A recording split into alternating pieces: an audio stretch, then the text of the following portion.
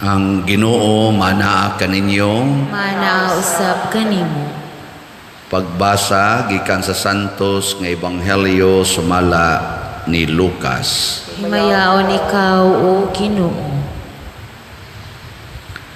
Si Jesus mingon sa iyang mga tinun-an, sultihan ko kamo bisan kinsay magsugid atubangan sa katawhan nga siya akoa, mauusab ang buhaton kaniya sa anak sa tao atubangan sa mga anghel sa Dios. Apan bisan kinsay maglimod atubangan sa katawhan nga siya akoa, ilimod usab siya sa anak sa tao atubangan sa mga anghel sa Dios. Bisan kinsay magsultig dautan batok sa anak sa tao, pasayloon. Apan ang magsultig dautan batok sa Espiritu Santo, dili gayod pasayloon. Kung ikiha kamo nila dito sa mga sinagoga o atubangan sa mga gobernador o mga pangulo, ayaw kamo kaguol kung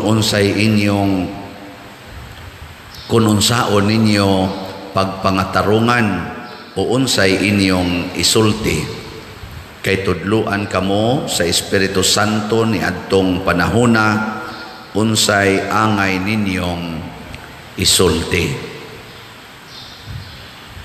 Ang Ebanghelyo sa Ginoo. Dayon ikaw o Kristo.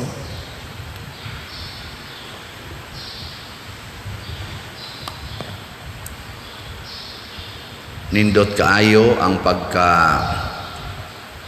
sulti ni San Pablo diri sa atong unang pagbasa.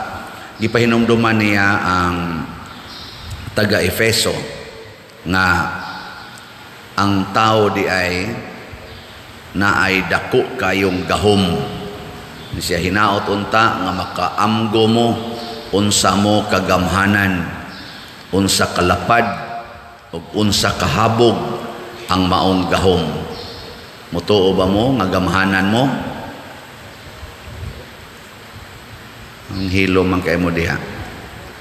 Kay kita ra ba no kaning atong pagsimba usahay sigig pangayo, siging pakiluoy sa Ginoo, sige ra gitag pangayo. Pero wa gid ta mo gamit sa iyang gihatag nato nga gahom. Mao na problema nato. Mao na nga gipahinumduman ta dinhi nga naa tay gahom. Mao na ingon San Pablo, malamdagan unta kamo, makasabot unta kamo. Ug unsa man ning gahoma? Ang paghatag ni Kristo kanato sa Espiritu Santo. Ug mauna siya'y gahom nga makahimo bisan unsa, apil na ang pagbanhaw sa mga patay. Saman, mutuo mo ana? Mura na mamug na nga matay. Pero naatay kagawasan, mao ni ang problema. Kay ang kagawasan gihatag pud na sa Ginoo nato. Mao na gihatagag kondisyon ni Kristo sa atong ebanghelyo, ang magsalikway kanako, ako sang isalikway. Ang mudawat kanako, ako sang dawaton. Pero di ay say warning nga importante kayo. Kung magsulti mog dautan batok sa anak sa tao, pasabot batok niya, pasayloon mo. Pero magsulti mog dautan batok sa Espiritu Santo, dili na gyud mo pasayloon. Ug unsa man ning magsultig dautan batok sa Espiritu Santo, kana bang dili ta mutuo nga naatay gahom? Kana mo na musangko ta sa tuo-tuo, musangko ta sa pagsunod anang mga gipangtudlo sa mga tao. Pragod anang naay mamatay, daghan kayong tuo-tuo. na ay kaslon, daghan kaing tuo-tuo. Magtukod og balay, daghan kaayog tuo-tuo. No? Wa mo ana mo sunod. Kana bang mga ngilad na. Kusog kay tana. Sultihan mo nga kinahanglan duha ra gyud ka buk anak. Aron nindot inyong kinabuhi, sunod sa dayon, tuo sa dayon. Yag moingon gani nga okay ra nang usa ka dosinang anak. Sa likway dayon. Di na pwede yun. Di na pwede. No? Ana ginangato. Sultihan mo nga buwagin ang imong bana kung sakiton ka or buwagin ang imong asawa kung mauna na imong kasakit, sunod sa dayon ta. Pero ang gisulti sa Ginoo nga di na gyud buwagon hangtod sa katapusan, sa likway dayon. Ingnon ang mga ulitaw dalaga, ayaw mo pag tinukhangay samtang wap amoy kasal, tinukhangay gyud. Ingnon nga kana ganing sa pamagi pangingon, ayaw mo pag gamit anang drugas, suyop yun. Hantod karon ay anak pa sa atong DOJ, sakpan, sikat ka estanan ron, social media. Kana bang naanagid unta ba? Naanagid unta ang pagtulunan, imo pag yung isalikway, maunay sala batok sa Espiritu Santo. Niya kamo, musta man? Kusog mong musunod sa Espiritu Santo o musalikway? Ilahan bitaw na. Unsa may mga timaan nga nagsunod ta sa Espiritu Santo? Unsa may una yung timaan. Sige. Gusto mo mahibaw? Tagaan ta mong pipila. Tanaw na tong nagsunod bagid mo sa Espiritu Santo. Di mo ani mo buhat, nagsalikway mo. Una gyud na timaan, atong i-implement, atong tumanon ang pulong ni Kristo. Ang una gyung pulong ni Kristo, mao ang pag-ingon, bulahan kamong mga kabus, kay inyo ang gingharian sa langit. Kana mo'y pinaka-importante gyud. Bulahan kamong mga kabus. Kinsa ninyo dinhi ang nisunod ana og naning kamot gyud sa pag-implement ni ana ta sa kamot. Tanawa. Day usa ni isa. Inaot pa unta. Mao na ang mga dato sama ni Santa Teresa sa Avila, dato kayo sila, namiya sa ilang bahandi. Sila si St. Francis of Assisi, Ignatius of Loyola, o hapitan ng mga santos nga mga dato, San Roque Pananglitan, gibiyaan gid nila ang ilang bahandi ug nagpuyo sa kakabos. Nga naman, gisunod man ang Espiritu Santo nga bulahan kamong mga kabos. Kinsa may unang nisunod ni ana? Si Maria ug si Jose. Puno gud sa Espiritu Santo si Santa Maria. Kanibang birhen ba? Mao nang nagpuyo siya sa kakabos. Ang sunod sang nipuyo si Jesus, tag-iya siya sa universo, bisag pila pa ka bilyon nga bahandi pwede niyang himuon, pero nagpuyo yun si Jesus sa kakabos. Nga naman, puno si Jesus sa Espiritu Santo, gidihugan sa Espiritu Santo. So ang unang tudlo sa Espiritu Santo, kinahanglan mahigugma gidtas kakabos. Lingi ay mong tupad. Lingi ba? Yung na saman. Nahigugma ka na o musalikway? Sige. Muna, kining namalit na tugslat karon, nahigugma nas kakabos. Kay kanimang kung taong mahigugmas kakabos, mahigugmas na siya sa kabos. Muna, it takes a poor to love a poor. Muna, sayop ginang atong yawanon ginang panghunahuna nga pader, unsaon na to pagtabang ugwa sa tay atong kwarta, muna mangwarta usa ko aron ini kaarang-arang nako na ako ikatabang sa uban. Sayop yun na. Porting dako ang sayop.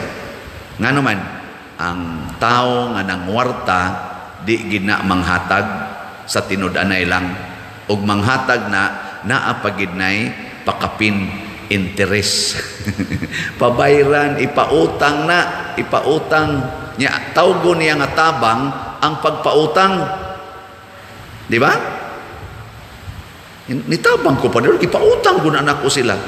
Niya, imong gibutang ang interes. Nasa'y gamay pa dir. Awa ka mo tabang nila, imo silang gipangwarta. Na sakto. Imo silang gigamit para sa imong kaugalingon paglambo. Kaya ang imong 1,000 inig-uli, mahimo namang pila na? Pila ng sagad karon? 1,100? Inig usa ka buwan. Gisyunan ka na. Inig tapos tuig, pila naman na? Kana bang 1,000 og di mabayran, niya tapos ng tuig, kada buwan 100 may ipatong, pila naman na? Mahimo na 2,000 kapin, 2,200. Onya, kay patunga naman sa nag 200. Sugod anang tuiga. 200 na may patong. Ug di gyapon kakabayad, human sa duha ka tuig, pila na may imong bayronon? Kwenta. Munang mahibong ka ang imong 1,000, inig sunod paningil 15,000 ay imong bayronon. Unya tabang na na. Nya kamusang mga buangon, gisugo gitas Ginoo, ayaw mo pangutang, pangayo. Nakita din sige tag pangayo. Nga naman, gasunod tas Ginoo. Kaning tanang nipalit og slot nato. Ato ganing DOPS 8,511 na ang atong halin. Nya ang atong MMTL 2,223 slots na atong halin. Wa man ni gipautang, ato man ning gipangayo. Unya, ato ning gipangayo dili aron magdato ta dinhi. Atod pa sa usas ako mga kaila, pader 40 na gid ron nimong datua kay sunan ka anang milyon-milyon ang ihatag na ninyo. Ay, kabati mo sila atong report na ko atong niaging simana nga 130 milyon na atong nadawat dire hangtod sa December 2021. Nako, dato dato gyud mi sa pagdawat, pero dili mi dato sa pagtigom, kay wa gid na namo tigoma, ihatag gid na tanan ngadtos nang inahanglan. Og makita gid na ninyo ang nahitabo sa parokya og sa simbahan nga among gipanghatagan. Apil na ang mga tao. Nya makita sad na ninyo sa among bank account nga jutay kay nahibilin diha. Makita sad na ninyo sa akong bulsa kay wa gyud hapit kwarta. Mas kwartahan pa ning among labandira kay kanako. Okay, mutigo mo na sila. Mutigo man ako di man kumtigom, sige ngatan kana. Ngano man mao lagi na o gusto tang mosunod sa Espiritu Santo, ang una gyung mahitabo di gid ta mahigugmas kwarta. Ang atong higugmaon ang paggamit sa kwarta padong sa uban. Ug mauni ang atong gahom. Mahimot ang gamhanan. Tanawa sila si San Roque. Gamhanan kayo. Santa Teresa of Avila, gamhanan kayo. Dugay na ni silang nangamatay. Sobra na 500 years nangamatay sila. Ang ilang gahom na alang gyapon. Ang mahal nga Birhen Maria, sobra na mga hapit na 2,000 years na gikas iyang pagkamatay. Hangtod karon perting gamhanana. Mahimot ang gamhanan. Mauna niingon si San Pablo, hinaot unta makasabot mo ani.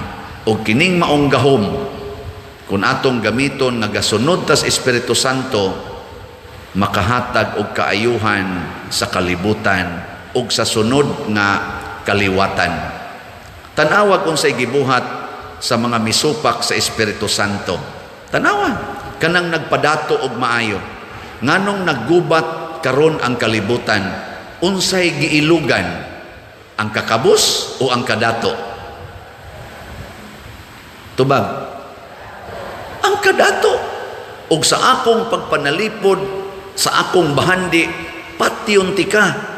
Ingon sa tong usap, sa ako sang pagpanalipod sa akong bahandi patyon tasad ka, nagpinatyanay na ta. Mauning krisis karos kalibutan. Nga naman, sige gitang higugmaan ng kadato. Ikaw niya pa dir, unsa na mala itong kanon kung kakabos kitang tanan mahimong kabos. Tistingi kitang tanan gustong mahimong kabos. Unya ang atong tumong siging panghatag, sharing of goods in a godly way. Suhay ko no hunahuna. Mapobre ta? Mapobre o dili? Di kita mapobre. Ang tibok kalibutan madato. Ay, i-google ninyo pilay net worth sa kalibutan karon. Wa mo kay bawo no? I-google. Kanang ilang bana-bana ba? Oy, perting datuas kalibutan. Perting yung datua. Trillions of dollars ang equivalent. Trillions of dollars. US dollars. Trillion. Nya pila ra ta kabuok kanini ang taos kalibutan. 7 point something billion people. I-divide lang ng 1 trillion sa 7.5 billion. I-divide lang. 1 lang na ha, 1 trillion. Pero it is trillions, hundreds, trillions. Sige, divide. Di ba, 40 na tong datua, ang nakaapan lang, kay naay pipila, wagay nakaabot og 2,000 kabuok, out of 7 billion katao na ay mga 2,000 nga nagkupot og mga billions diha nila. Billions ha? Usa ka tawo gakupot og billion. Kung ipalit lang nag-slot, hurot na ning atong slot nga nahibilin. Sinsiyo ra ni, usa lang ka tawo. Pero tanawa, usa ka tawo gakupot og billions of dollars samtang di ay uban nga millions of people in the world nga hapit way gikaon. Unsa man ni? Gahom sa yawa ang naghari, dili gahom sa Ginoo. Ug mo na akong giingon, kung gahom sa Ginoo ang maghari, kitang tanan madato. Pero kung gahom gani sa yawa ang maghari, pipila ang madato, daghan ang mahimong makaluluoy. Dili lang makaluluoy sa pagkaon, makaluluoy pagyod sa sitwasyon. Sama anang gubat, left and right, gubat sa kalibutan. Nya tungod ni ini, daghan in taong nagantos, daghan pagyong nangamatay nga mga inosente. Di ra ba ni mamatay kaning mga dato kayo, kay protected man na sila, well protected by their power, human power and human wealth. Pero mamatay ra gihapon na sila og maghilak og magkagot ang ilang ngipon didto sa impyerno. Muna si Santa Teresa sa Avila, ang iyang tudlo spiritual perfection, dili physical perfection. Tanawan ni mga dato unsa ilang giapas og maayo, physical perfection. Colors buhok, panindot sa ilong, gastog milyon-milyon anang pausab sa ilong, pausab sa ngabil, pausab dinhi, pausab sa samput, bisag unsa na lagi buhat sa ilang millions aron mga usab kunuhay ang ilang naong haron tawgon sila perfect. Perfect kabuang ni may perfect dai. Ang perfect nga tinud-anay spiritual perfection. Ang atong pagsubay sa gitudlo sa Espiritu Santo, ang gahom sa Dios nga niya nagpuyo nato.